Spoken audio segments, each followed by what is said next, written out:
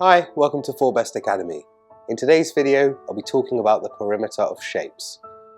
Now, the perimeter is the distance around the outside of a shape, and we usually find it by adding all of the sides of a shape together.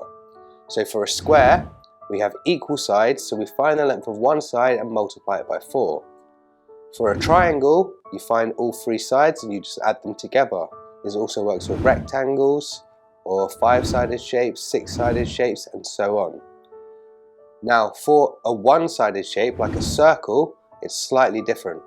We find the circumference, or the perimeter of a circle, by doing pi times the circle's diameter.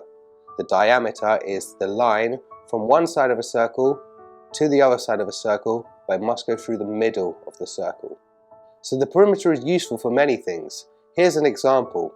You're trying to build a fence around a field, and you need to know how much wood you're going to need to go all the way around the field.